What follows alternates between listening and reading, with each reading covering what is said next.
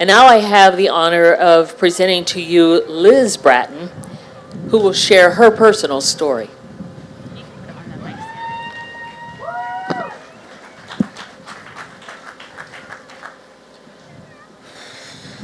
There is a lot of you here today.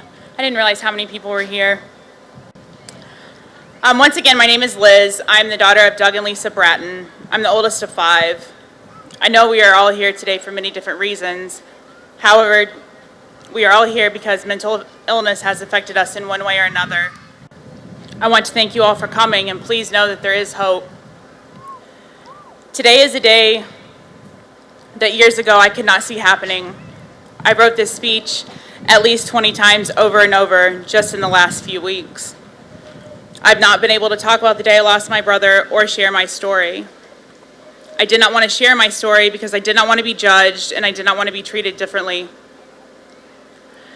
My story is one of confusion, hope, heartbreak, denial, strength, and one of hope. You may not realize it, but all of you have become part of my story, and I thank you for that. Growing up, I was an athlete, a social butterfly. I had many friends. I did pageants. I loved music, and I loved being in the center of attention. However, I kept people at arm's length because I didn't want anyone to know of my struggle or my hurt. Throughout middle school and high school, I attended many individual and group counseling sessions. I was treated for depression, anger management, and body dysmorphic disorder. I also had this little thing called a self-destruct button that I pushed often to keep people from getting too close and to try to fill the void inside me. Through counseling, I learned coping skills and how to take care of my mental illness at the time. I knew if that I struggled, my family was going to be right there to keep me safe and keep me on the right path. It all seemed to work well until I graduated high school and I moved out. My parents could no longer protect me from what lay ahead and the experiences that were going to be offered at every turn. I soon stopped taking care of myself and my mental illnesses. I replaced the coping skills with substance abuse and adrenaline rushes. Being the life of the party, drugs and alcohol, and new experiences came quickly, and they did not mix well with my untreated mental illnesses. I ignored my illnesses because I was ashamed, and I didn't want to be different or thought to be weak. With days turning into months and months turning into years, my struggle with my illnesses became darker and pushed me into places I never want to revisit. I didn't want my family and my friends to know that daily tasks and decisions shattered me. Each day was a struggle, whether it was a temper tantrum with full-on tears, the fight to care, or the manic side of my illness. I never knew what each day would challenge me with, what each turn would offer as far as struggling with my everyday task.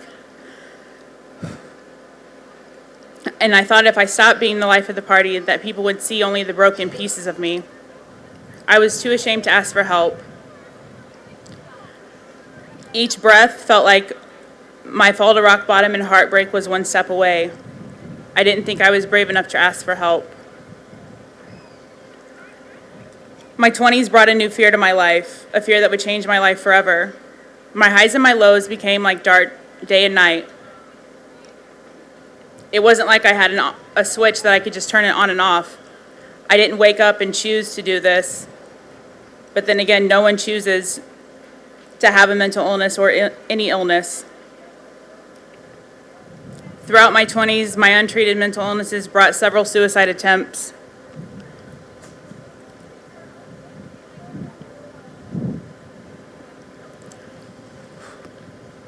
I tried and I couldn't understand why I was punished with multiple mental illnesses. And at the time, I didn't know that later on in life I would understand why. On December 4th, 2006, I lost my brother to suicide.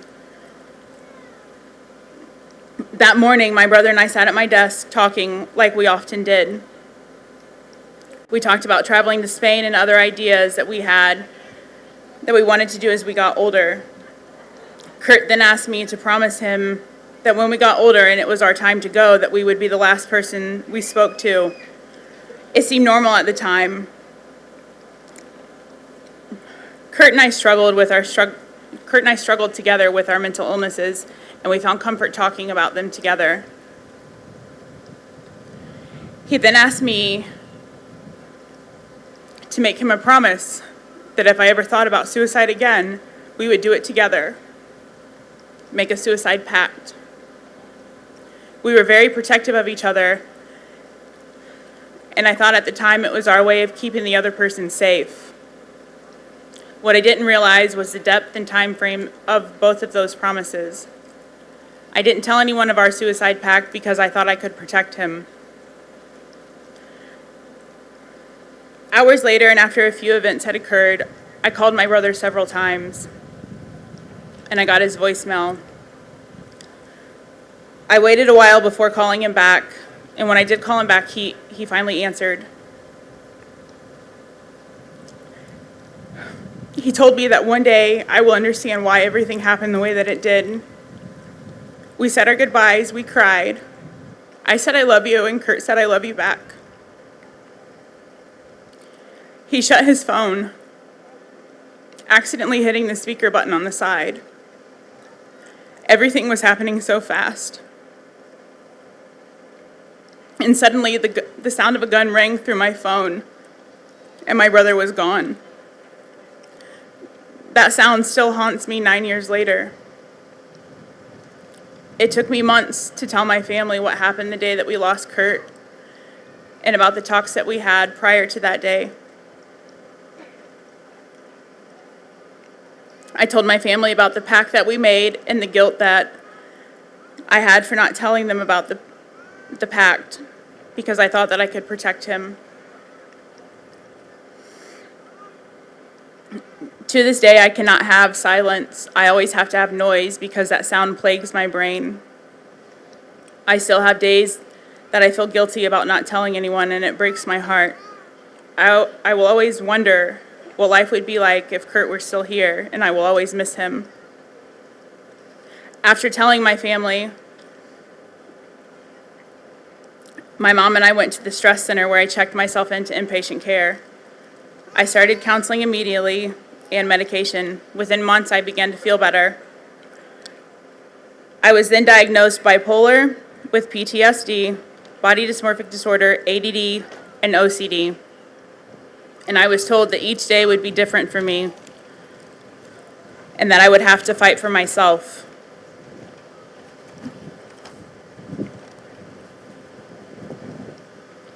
Well, within months, I began feeling better.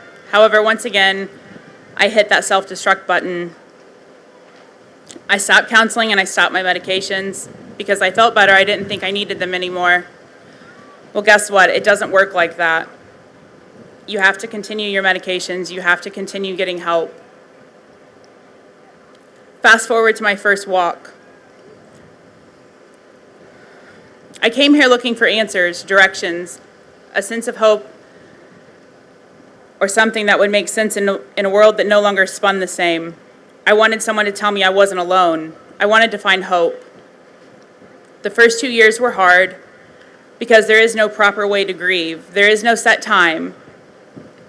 Some days are hard and some days aren't as hard as others. But you have to take your time. You have to take care of yourself. You have to be patient with yourself. I can tell you that every year that I've come to the walk, I've seen hope shine brighter.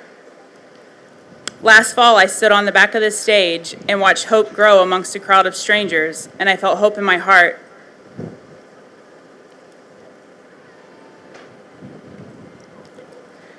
It was and is that same hope that has changed my fear of letting anyone know about my mental illnesses into courage and acceptance. I no longer want to be afraid of the opinions of others.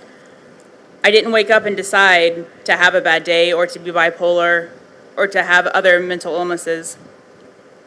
And again, no one wakes up and asks to be ill. No one should be ashamed or have to whisper about their mental illnesses. We didn't choose the outcomes of what brought us here today, but we can choose how loud we talk about them. Because if we talk loud enough, maybe one day asking for help or someone helping will be thought as courageous and not as a weakness. I believe that every day we are fighting for those who can no longer fight and for those of us that are still fighting. It is because of everyone here, those that stood beside me, and because of hope that I am still here today. It is the hope in our tears and the hope in our hearts that will make it acceptable one day to talk about mental illness and to be able to seek help without being ashamed. I can tell you that I am back on my medications, and I have worked with a therapist for several years. I have a set routine that I have to do every day in order to take care of myself and my mental health. It wasn't a quick and easy fix. There is no quick and easy fix. Again, there's not a switch that you can just turn on and off. It takes time, but I can tell you that you do start to feel good.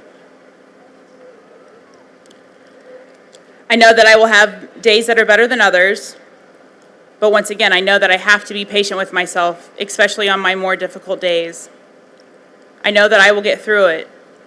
It might be with more tears or different emotions, but I will get through it.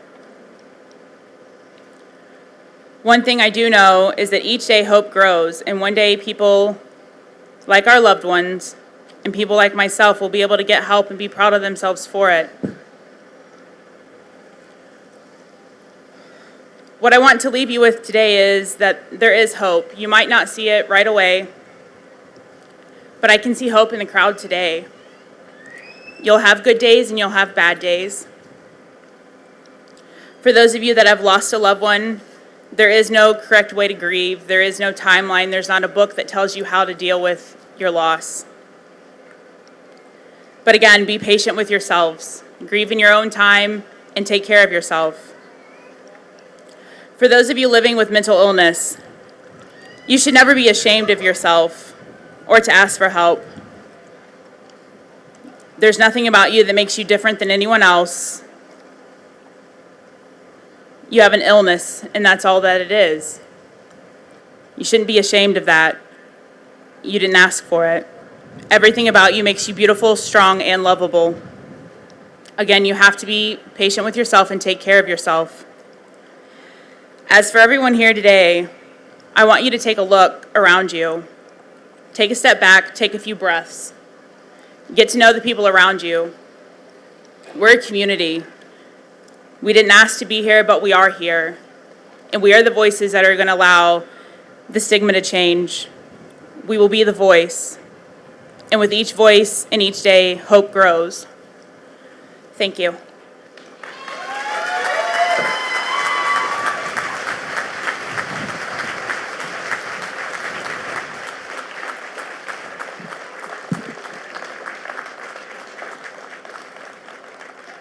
Wow. Thank you, Liz, so very, very much for having the courage, to stand here and share your story with us.